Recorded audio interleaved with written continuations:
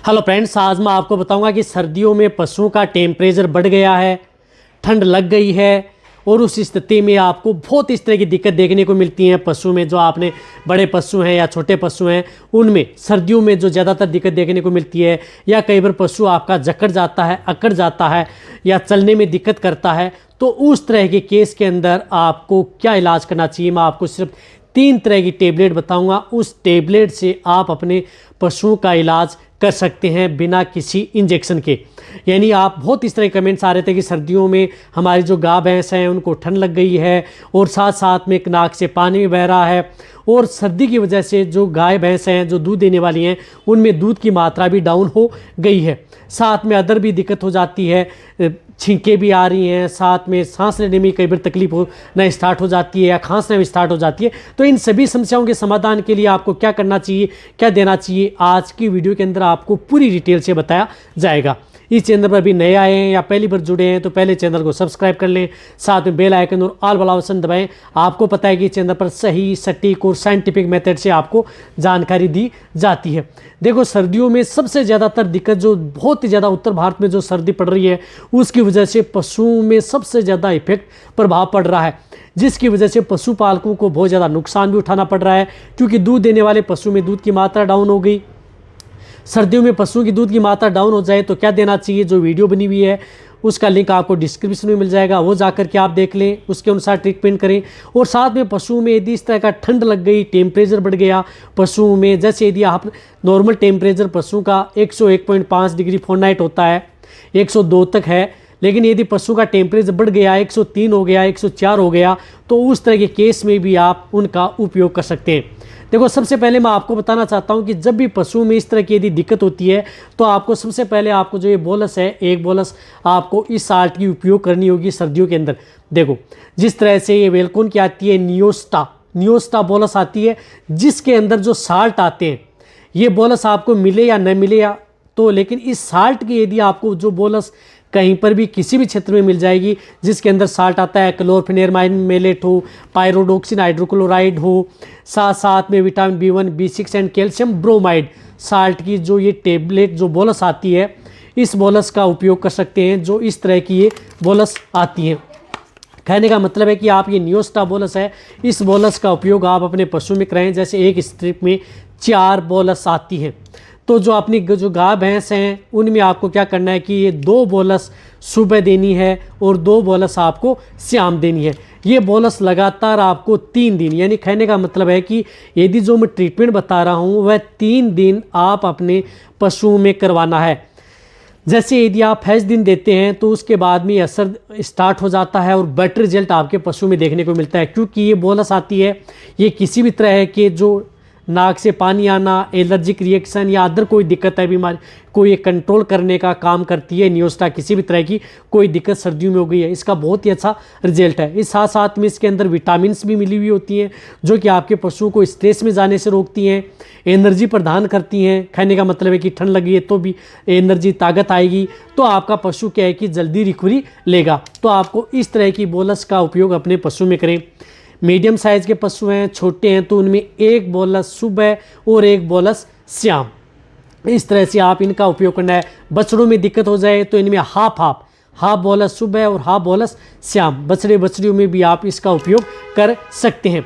इसके साथ आपको क्या करना है कि क्योंकि इसके अंदर टेम्परेचर बढ़ा हुआ होता है और टेम्परेचर बढ़ा होने की वजह से कई बार पशु इस तरह से होते हैं कि बहुत ही ज़्यादा सर्दी लग जाती है, तो कई बार पशु जकड़ जाते हैं, बैठ जाते हैं और पशु लंगड़ा करके चलना स्टार्ट कर देते हैं, जिस बुखार आ जाती है, साथ साथ में खांसी भी आना स्टार्ट हो जाती है। फिर भी टेम्परेचर बढ़ाओ तो उसमें अंदर आपको जिस प्रकार से ये NPC बोलस, ये बेटर रिजल्ट आपको देगी, बहुत ही अच्छा रिजल्ट है। NPC जिसके अंदर साल्ट आता है, नीमूस्लाइड एंड पैरासीटामोल एंड क्लोरोजोक्साजिन बोलस आती हैं, जो इस तरह की ये बोलस आती हैं। हालांकि साल्ट की अदर कोई बोलस मिले, जरूरी नहीं कि आपको NPC मिले, NPC नहीं मिल रही है तो आपको इस साल्ट की जो मैंने बताया, इस साल्ट की बोलस का उपयोग आप अपने पशुओं में करा सकते हैं, क्योंकि ये इस तरह की जो NPC एक जो कम स्टेट हैं वहाँ पर आपको मिलती हैं, लेकिन यदि आपको अदर स्टेट में दूसरे ब्रांड की भी लेनी है, लेकिन इस साल्ट की आपका उपयोग कर सकते हैं। मेन साल्ट होना चाहिए, अच्छे ब्रांड का होना चाहिए, तो आप इस बोलस का उपयोग कर सकते हैं जो इस तरह की ये बोलस आती हैं जो आपको दिख रहा है। यानी एक स्ट्रिप में 4 बोलस आती हैं, तो आपको क्या करना है कि जो गाय भैंस हैं उनको आप 2 बोलस सुबह और 2 बोलस आपको शाम को देना है। इसी तरह से जो मीडियम साइज़ के पशु हैं उनमें आपको 1 बोलस सुबह 1 बोलस आप शाम को उपयोग करना है। छोटे हैं तो उनमें हाफ आप का उपयोग कर सकते हैं। ये बोलस यदि आप 1 डोज देंगे तभी आपके पशु में अच्छा रिजल्ट आएगा। ये देने से आपके पशु का जो टेम्परेचर है वह डाउन होगा, यानी टेम्परेचर गिरना स्टार्ट हो जाएगा और पशु का आराम से खड़ा होना, चरना और एक्टिविटी आपके पशु में देखने को मिल जाएगी। तो ये बोलस आप अपने पशुओं में लगातार 5 दिन दें, अच्छा रिजल्ट मिल रहा है। फिर यदि आपको थोड़ी बहुत दिक्कत है तो आप दूसरे दिन भी उपयोग कर सकते हैं। यदि 2 दिन में देने के बाद में आपके पशु अच्छा खाना पीना स्टार्ट कर देता है तो कोई दिक्कत नहीं है, आपको तीसरे दिन देने की जरूरत नहीं है, जो जितनी मैं बोलस बता रहा हूँ। लेकिन यदि आपको नहीं मिल रहा है, कम परसेंटेज में रिजल्ट मिल रहा है, तो 3 दिन आप इनका ट्रीटमेंट अपने पशुओं में इन बोलस का उपयोग करा सकते हैं।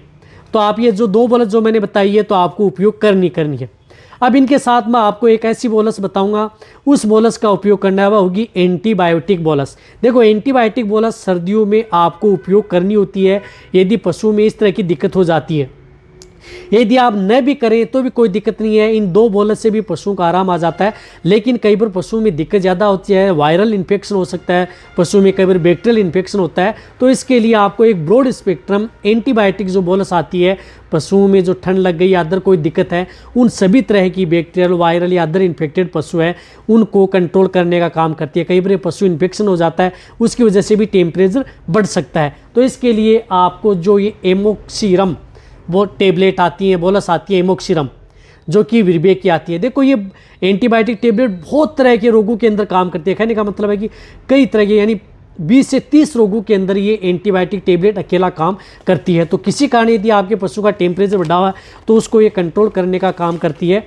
जो जिस तरह से एक स्ट्रिप के अंदर 6 बोलस आती हैं, तो आप ये एक स्ट्रिप ला करके रख सकते हैं और अपनी जो गाय भैंस हैं उनको आप, जिनका बॉडी वेट ठीक है, तो उन्हें आप 1 बोलस सुबह और 1 बोलस शाम, एंटीबायोटिक बोलस है, आपको डोज ज़्यादा नहीं देनी है, सिर्फ 1 बोलस सुबह और 1 बोलस शाम, इस तरह से आपको रखना है। इस तरह से आप लगातार 3 दिन उपयोग कर सकते हैं। मीडियम साइज़ के पशु हैं उन्हें आपको हाफ बोलस सुबह हाफ बोलस शाम, 2 बोलस सुबह और 2 बोलस शाम। इस बोलस की तब दी जाती है जब पशुओं को बहुत ही ज़्यादा क्रिटिकल स्टेज होती है या कोई इस तरह की दिक्कतें हैं, जिस प्रकार mastitis, wounds infection, secondary bacterial infection, तब। लेकिन जब टेम्परेचर बढ़ा हुआ है, बुखार है, तो इनमें बड़े पशु में एक ही बोलस आपको उपयोग करनी है, ताकि आपके पशुओं का जो भूख भी बंद ना हो और आपका पशु जल्दी ठीक भी हो जाए। और जो छोटे हैं, उनसे भी छोटे हैं, जो काफ हैं, उनको आप 1 बोलस का तीसरा हिस्सा भी आप इसका उपयोग कर सकते हैं। तो आप इस एंटीबायोटिक बोलस का भी उपयोग अपने, तो ये 3 तरह की जो बोलस मैंने बताई है, एक एनपीसी, एक एमोक्सिरम, एक नियोस्टा, इन तीनों बोलस का उपयोग आप साथ में करा सकते हैं। एक साथ तीनों बोलस को कूट करके पानी में घोल करके पशुओं को पिला सकते हैं या किसी में भी मिला करके दे सकते हैं। यदि एंटीबायोटिक यदि आप नहीं देना चाहते हैं तो आप ये 2 बोलस दे करके भी पशुओं को ठीक किया जा सकता है इस तरह के वेदर के मौसम में। तो आप जो दूर दराज एरिया है, पहाड़ी इलाका है, जहाँ पर वेटरनरी डॉक्टर उपलब्ध नहीं हो पाता, उनके लिए वीडियो बहुत बेस्ट है, और जो पशुपालक है उनके लिए भी बेस्ट है, ताकि अपने पशु का इलाज वो घर पर कर सकें। इसी तरह से यदि आपके पशु में दिक्कत है तो उसी के अनुरूप आपको इस चैनल पर मौसम वाइज आपको वीडियो मिल जाएगी। तो वीडियो जितना उसका शेयर करें। इसी तरह से वीडियो देखते रहिए। थैंक्स, धन्यवाद।